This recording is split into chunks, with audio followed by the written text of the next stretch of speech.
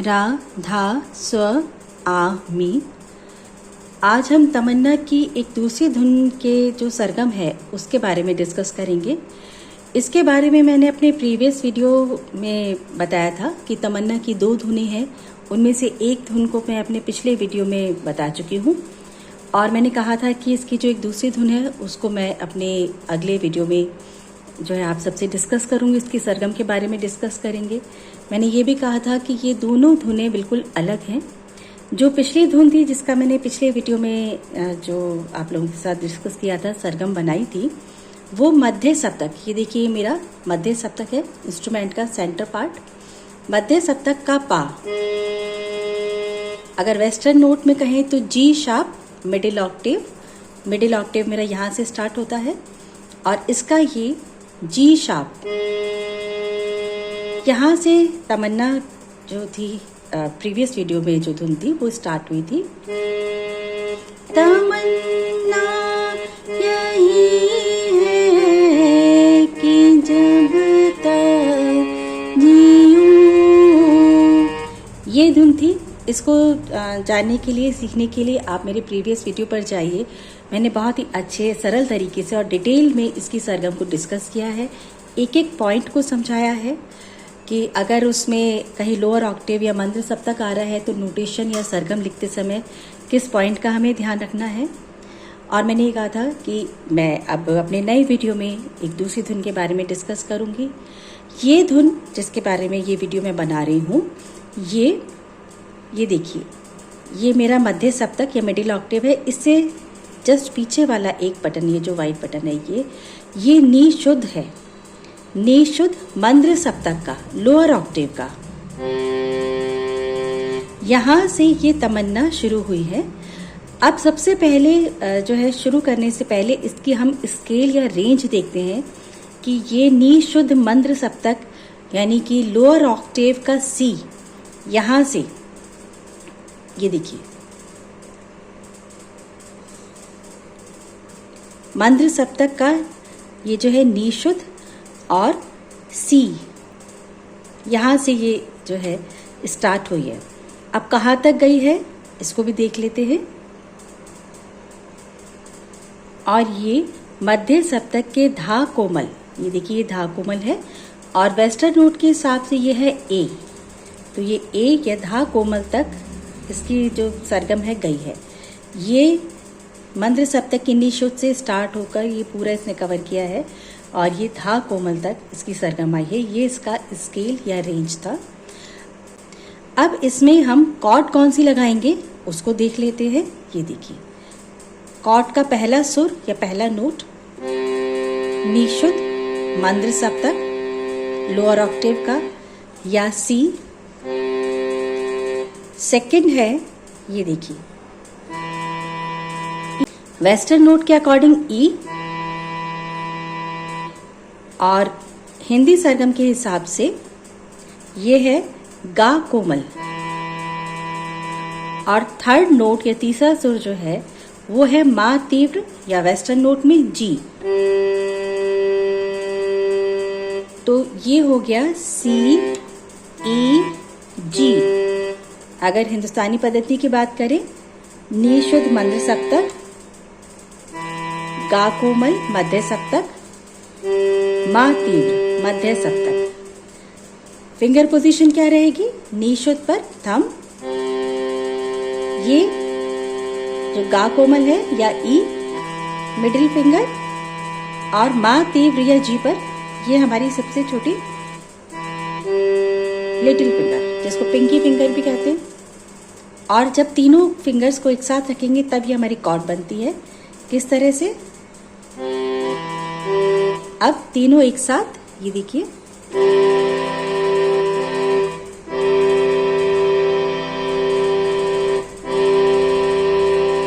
इस तरह से ये इसकी कॉर्ड हुई। और अब मैं इसको पहले एक बार आपके लिए गाती हूँ और फिर कैसे इसको कौन कौन से सरगम के साथ, सुरों के साथ प्ले करना है वो डिस्कस करते हैं।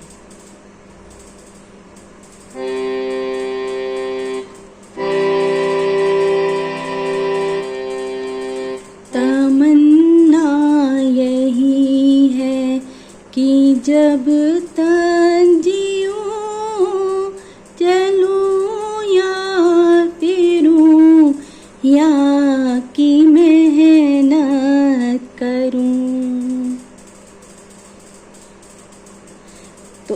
इसको किस तरह से प्ले करना है, नी शुद्ध से ही स्टार्ट करेंगे कॉर्ड के साथ। मैं एक एक लाइन को थोड़ा स्लो प्ले करूंगी जिससे अच्छी तरह से आप लोगों को ठीक से समझ में आ जाए। यहाँ से हम स्टार्ट कर रहे हैं। पहले कॉर्ड लगाई और उसके बाद ये मिडिल और लिटिल फिंगर हटा दीजिए, थंब को रखी रहिए और यहीं से स्टार्ट कीजिए।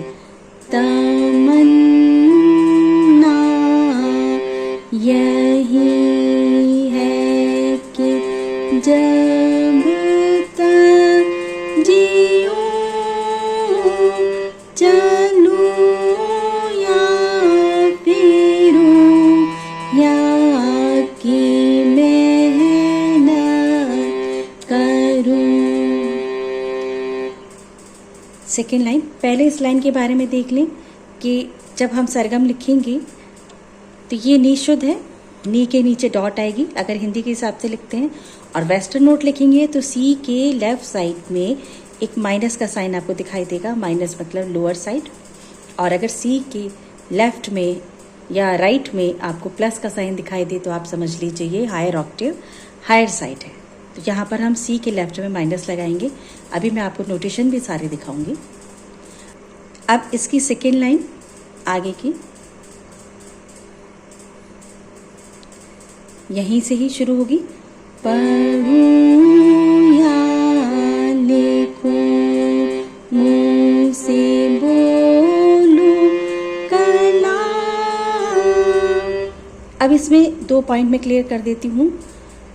पढ़ूं या लिखूं मुंह से, अब यहाँ पे देखिए आप जब नोटेशन देखेंगे तो मैंने मुंह से, तो उसमें मैंने मुंह पर क्रॉस लगाया है सरगम लिखते समय। तो ये ध्यान रखिएगा कि इसमें ह जो है वो साइलेंट है, सिर्फ मुंह में मुंह की आवाज़ आ रही है, इसलिए मैंने एक सुर यानी एक ही नी शुद्ध प्ले किया है। मुंह से, दूसरा नी शुद्ध से के लिए है। अभी आप जब नोटेशन देखेंगे उसमें मैंने जहाँ जहाँ क्रॉस लगाए हैं मैं ये पॉइंट फिर से क्लियर करूँगी।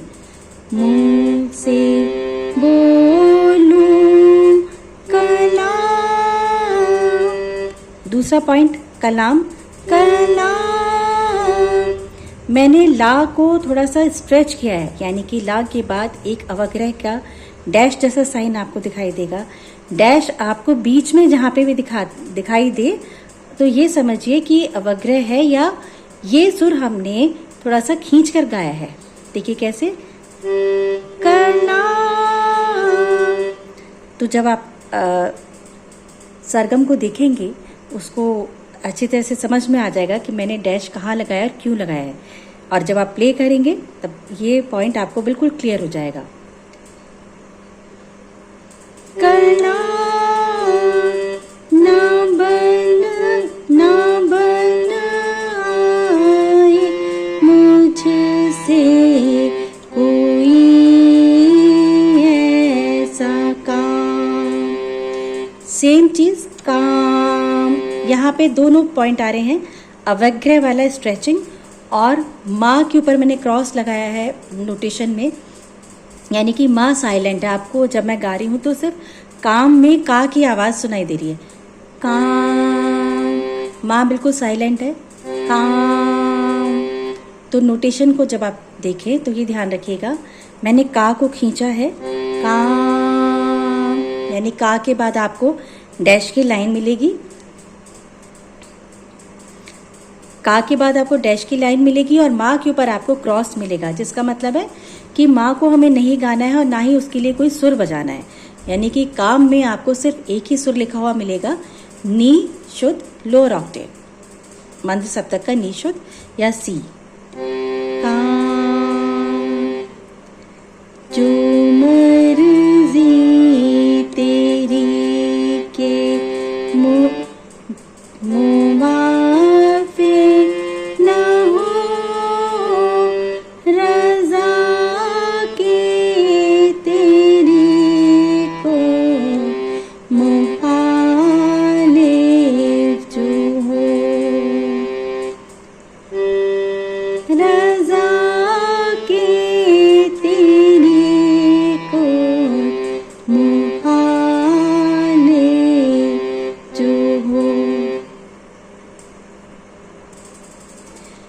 अब ये देखिए कि थोड़ा सा इसमें बजाते समय, प्ले करते समय ध्यान रखिए कि जैसे रज़ा आपकी लास्ट लाइन आ रही है,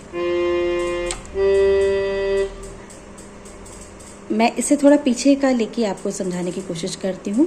जो मर्जी, जो मर्जी तेरी के मुवाफिक ना हो,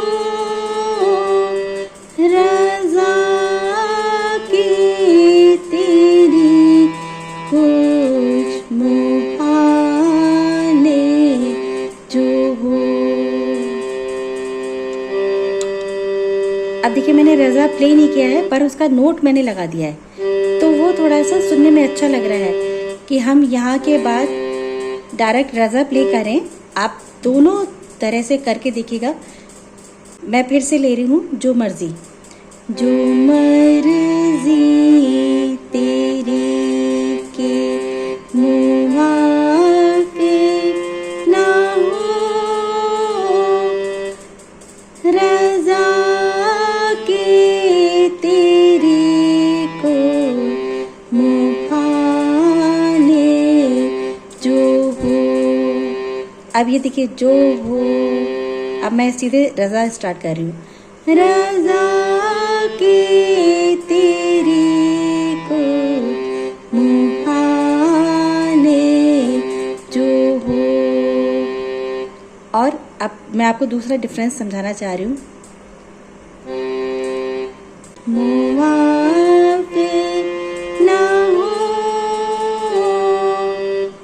रज़ा के तेरी कुछ मुहाले जो हो। लास्ट में मैंने रज़ा की लाइन प्ले करने से पहले रज़ा वाला नोट लगा दिया। ये देखिए, जो हो, रज़ा के तेरी कुछ मुहाले जो हो।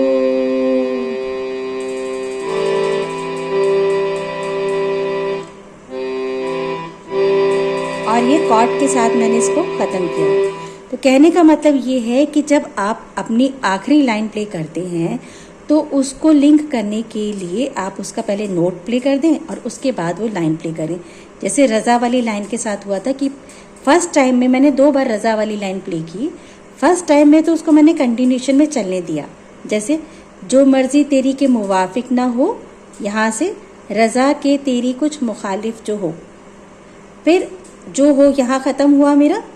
तो अब मैंने डायरेक्ट रज़ा पे नहीं गई, रज़ा का नोट प्ले किया, क्योंकि मुझे ये लास्ट टाइम प्ले करना था तो उसको थोड़ा सा सुनने में और अच्छा लगे और ऑडिबल लगे, इसलिए मैंने लास्ट में रज़ा वाली लाइन को लिंक किया है और उसका नोट पहले प्ले किया और फिर उसकी जो सरगम थी वो प्ले की और एंड में इसका कॉर्ड लगा के मैंने इसको कंप्लीट किया। तो इस तरह से ये छोटे छोटे पॉइंट हैं। अगर आप प्ले करते समय थोड़ा सा इसको ध्यान रखें और इसकी थोड़ी प्रैक्टिस कर लें तो ये सुनने में और आपको खुद को प्ले करने में भी बड़ा अच्छा लगेगा। एक डिफरेंस आपको इसमें समझ में आएगा।